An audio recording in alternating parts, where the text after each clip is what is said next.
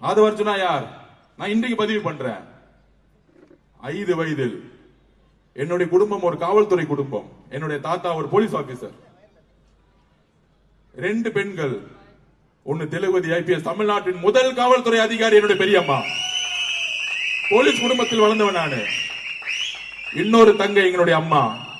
படித்து கனவால் ஜெயிக்கணும்னு நினைச்சாங்க. ஆனா என்னுடைய பாட்டி, எங்களுடைய அம்மாவுடைய அம்மா, இல்ல ஒரே கேஸ்ல நீ மேரேஜ் பண்ணு, போய் கல்யாணம் பண்ணு அப்படின்னு சொல்லும் போது அவங்களுடைய கனவுகளை தூக்கி எறிந்து கல்யாணம் பண்ணி வச்சாங்க. போன இடத்துல வறுமை, கடன், பொருளாதார சூழ்நிலை, என் கண் முன்னாடியே தற்கொலையில இருந்தாங்க. என் கண் முன்னாடி 5 வயதில் என்னுடைய தாயோடைய சாவை பார்த்தவன் நான். 5 வயதில் இருந்து பார்த்தவன் நான். அங்கிருந்து உருவாக்கப்பட்ட தனிமை. 13 வயதில் என்னுடைய ஆசிரியர் என்னுடைய நூலகத்தில் உட்கார வச்சார். என்னுடைய கோபங்கள், சமூகத்தில் மேற்பட்ட கோபங்களை மாற்றினார். படிச்சுக்கிட்டே இருப்பேன். அப்பொழுதுதான் அம்பேத்கரை படிச்சேன். ஏன் சாதியை ஒழிக்க வேண்டும்? சாதியினால் என்னுடைய அம்மா தற்கொலை செய்யப்பட்டார். அப்பொழுதுதான் அம்பேத்கரை உள்வாங்கினேன், பெரியாரை உள்வாங்கினேன். எப்பொழுது? என்னுடைய 14 வயதில். 15 வயதில் நான் படித்தது இன்ஜினியரிங் அல்ல, ஸ்போர்ட்ஸ் கோட்டால என்னுடைய சொந்த முயற்சியில் மேடம் ஜெயலலிதா அவர்கள் உருவாக்கப்பட்ட சிஎம் சீஃப் மினிஸ்டர் ஸ்காலர்ஷிப்ல தமிழ்நாட்டில் 3 பேர்ல ஒரு ஆளா சென்னையோட ஸ்போர்ட்ஸ் ஹாஸ்டல்ல எனக்கான கல்வியை நானே உருவாக்கியவன். நான் ஏழைதான், ஆனால் வேலை தெரிந்தவன். பொலிட்டிக்கல் சயின்ஸ் 15 வயசுல படிச்சேன். பல்வேறு துறைகளை வேலை செஞ்சேன். எனக்கு வறுமைதான். எனக்கு திருமணம் நடந்தது, காதல் திருமணம். காதல் திருமணம் ஏழை பணக்காரர் என்று பார்த்து வருவது கிடையாது. ஆனால் நான் ஏழையாக இருந்ததால் அந்த திருமணமும் இன்றைக்கு வரைக்கும் விமர்சனம் செய்யப்படுகிறது. ஒரு ஏழை பணக்காரன் ஆகக்கூடாது என்கின்ற சமூகம் சொல்லுகிறது. அரசியலுக்கு வந்து திமுக குடும்பம் மாதிரி கொள்ள அடிச்சு நான் இந்த இடத்துக்கு வரல. அப்ப கல்யாணம் செய்த பிறகு என்னுடைய பொருளாதாரத்தை நான் உருவாக்க வேண்டும். அப்பொழுது குடும்ப உறுப்பினர்கள் மூலம் ஒரு பேங்க் உருவாக்கின, மைக்ரோ பைனான்ஸ். 7 வருஷம் கடுமையாக உழைத்தேன். 100 ரூபாயில இருந்து 3000 கோடி கம்பெனியா மாத்தினேன். அதுக்கு என்னுடைய குடும்ப பொருளாதாரத்தில் ரீதியா எனக்கு சப்போர்ட் தந்துச்சு. ஆனால் அரசியல் வரும் பொழுது அந்த நிறுவனத்தை தூக்கி எறிந்து அதில் விற்ற ஒரு முதலீடை வைத்து வெளியே வந்து அரசியல் தான் என்னுடைய வாழ்க்கை என்பதை வெளியெடுத்து வந்தேன். இது பொதுத்தளத்தில் சொல்றேன். இனிமேற்றும் ஆதவர்ஜுனாக்கு தொழில் கிடையாது, எந்த தொழில் குறிக்கோளும் கிடையாது. ஏன் நான் அரசியல் வரேன்? 15 வயதில் முடிவு பண்ண. அதனால்தான் பொலிட்டிக்கல் சயின்ஸ் படிச்சேன். உங்களுடைய உதயநிதி பொலிட்டிக்கல் சயின்ஸ் படிச்சாரா? இல்ல முக ஸ்டாலின் சார் பொலிட்டிக்கல் சயின்ஸ் படிச்சாரா? என்னுடைய கனவு, என்னுடைய குறிக்கோள் 14 வயதில் உருவாக்கப்பட்டது. என்னுடைய உறுதியை உழைக்க முடியாது. ஏன் தெரியுமா? எங்க அம்மா சாவும் போது கையை பிடிச்சிட்டு சொன்னாங்க, எங்க அக்கா தைரியமா முடிவு பண்ணுச்சு, தமிழ்நாட்டுடைய ஃபர்ஸ்ட் போலீஸ் ஐபிஎஸ் ஆபீசர் ஆயிட்டாங்க. அந்த டைம்ல வெள்ளூர்ல அவங்க தான் டிஎஸ்பியா இருந்தாங்க. நான் தம்பி, நான் தைரியமா முடிவு பண்ண முடியல. அதனால நான் இன்னைக்கு இறக்குறேன்.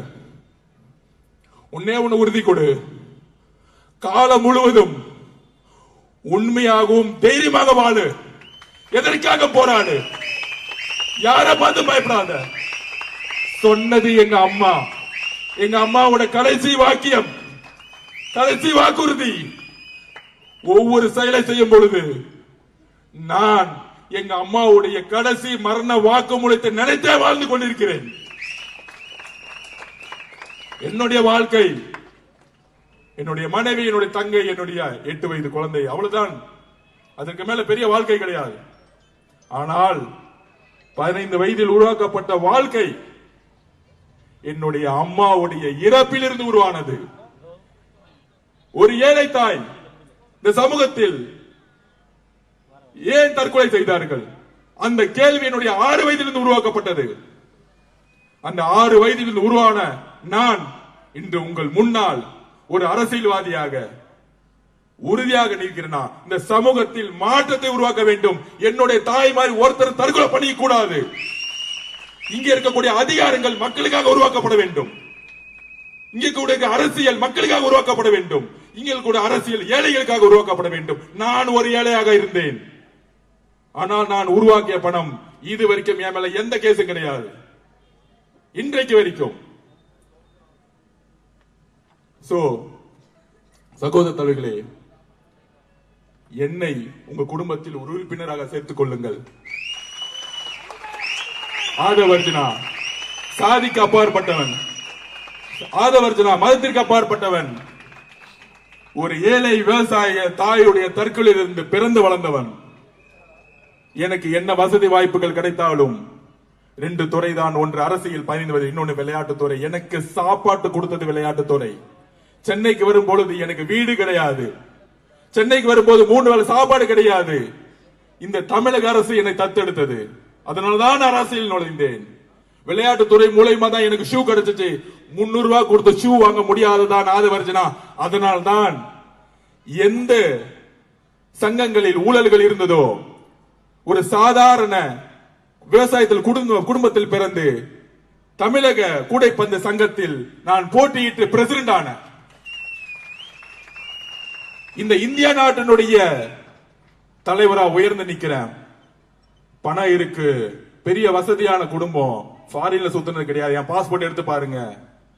எங்கெல்லாம் அடக்குமுறை இருக்கிறோ, எங்கெல்லாம் ஆதிக்கம் இருக்கிறோ, எங்கெல்லாம் வறுமை இருக்கிறோ, என்னை நான் என்றைக்கு தமிழ்நாடு பாஸ்போர்ட் அசோசியேஷன் இந்தியாவுடைய அசோசியேஷன் பிரசிடண்ட் ஆனோ, நீங்க எங்க வேணா கேட்டு பாருங்க.